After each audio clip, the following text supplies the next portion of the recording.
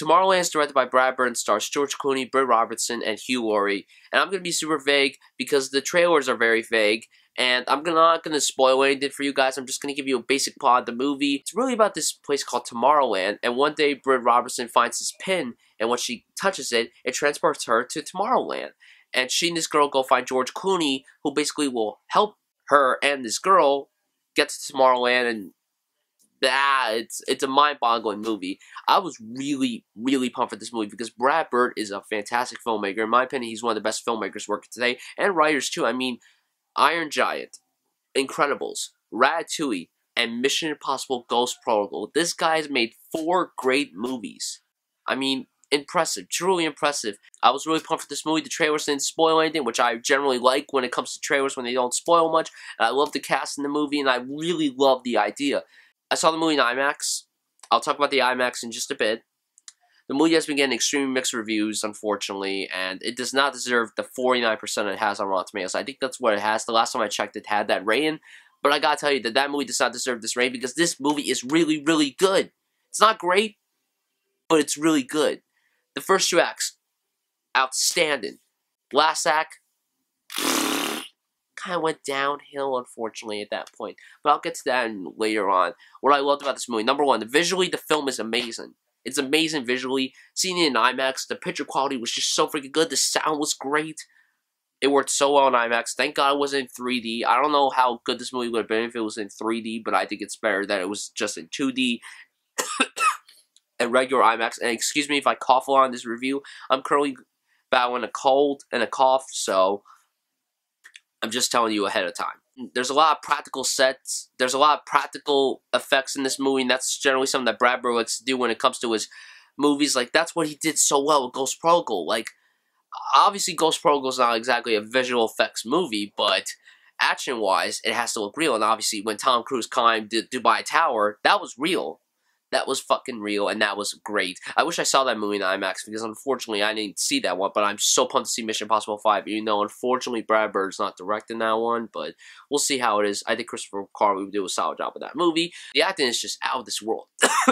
George Clooney is great in the movie. George Clooney, I'm a big fan of his.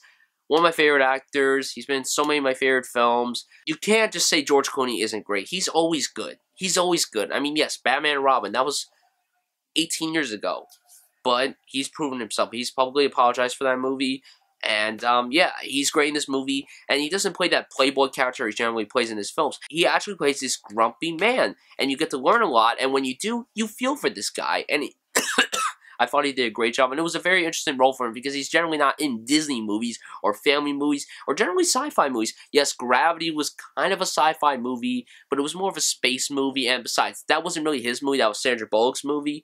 Britt Robertson was outstandingly good in this movie. Number 1, she is gorgeous. She is freaking gorgeous. But she did a great job in this movie. I thought she worked very well with George Clooney. Her chemistry with George Clooney was really good. Also, the little girl, I don't remember her name. I think it's Raffey Cassidy. If I butchered that, I apologize. She was excellent. She might have been my favorite performance in this movie. She's like, I don't know, 10 years old, I believe. She's better than some of the actors that are older than her. I mean, oh my god, she was so freaking good. She also worked very well with Britt Robertson and George Clooney. Her character was very interesting, and I loved her character, and I'm so excited to see whatever she does in the future. Thumbs up to her and thumbs up to Brad Bird. Script, interesting for the most part. Some unanswered questions, but here's the thing. Brad Bird did not write the script himself. He co-wrote it with Damon Lindelof, who I believe co-wrote the Star Trek scripts with J.J. Abrams. And also, you guys gotta realize that Damon Lindelof did co-create and wrote Lost. Obviously, there's going to be some unanswered questions. I mean, there weren't as many as there were on Lost, but Lost is a different story. That show ended 5 years ago. I believe it ended 5 years ago today. May 23rd, 2015. It ended 5 years ago today. Wow. I am such a dork.